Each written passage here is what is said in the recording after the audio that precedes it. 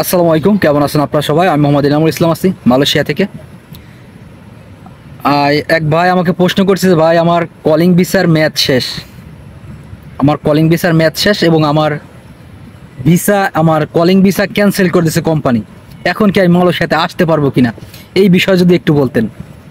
Well, main যে বিষয় আপনারা জানেন যে মালয়েশিয়াতে আসতে হলে আপনার কলিং ভিসা বের করতে হবে। কলিং ভিসা বের করার পর আপনার ই ভিসা বের করতে হবে। ই ভিসা বের করার পর বাংলাদেশ থেকে আপনার বিএমইটি ক্লিয়ারেন্স সব কিছু করার পর, ফিঙ্গার দেওয়ার পর মালয়েশিয়াতে আপনার পাঠাইবে। এখন কথা হলো, যদি আপনার কলিং ভিসায় যদি না হয় অথবা কলিং ভিসায় যদি আপনার ক্যান্সেল করে দেয়, সেই ক্ষেত্রে ই ভিসা হওয়ার কোনো সম্ভাবনা নাই। আর ই ভিসা যদি না হয় তাহলে তো আপনি মালয়েশিয়াতে আসতে পারবেন না।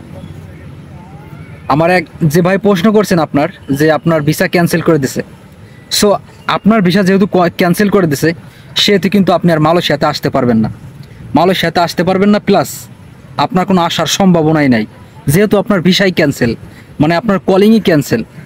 এই কারণে আপনাকে অবশ্যই নতুন করে যদি আপনি মালয়েশিয়াতে আসতে চান, আপনার পাসপোর্ট যদি জমা দিতে চান, অবশ্যই ভালো এজেন্টের মাধ্যমে তাদের সাথে কথাবার্তা বলে, তাদের সাথে চুক্তি সহকারে আপনি তাদেরকে বলবেন যে আমার কলিং বের কর এবং খুব সহজেই ভিসা বের কর, তাহলেই হওয়া সম্ভব। তাছাড়া আপনার যে কোম্পানিতে আপনি প্রথমবার আপনার পাসপোর্ট জমা দিয়েছেন, আপনার কলিং ভিসা ক্যান্সেল হয়ে গেছে, আপনি কিন্তু মালয়েশিয়াতে আর আসতে পারবেন না। আশা করি আপনার প্রশ্নের উত্তর আপনি পাইছেন। আর এই ধরনের যারা প্রশ্ন করেন, আপনাদের অবশ্যই উপকার হবে।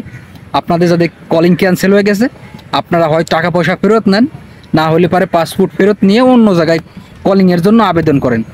কলিং ক্যান্সেল হলে আপনারা জীবনেও মালয়েশিয়াতে আসতে পারবেন না। আশা করি বুঝতে পারছেন ব্যাপারটা। ধন্যবাদ, সবাই ভালো থাকবেন আর ভিডিওটা শেয়ার করে দেবেন যাতে সবাই জানতে পারে এবং বুঝতে পারে।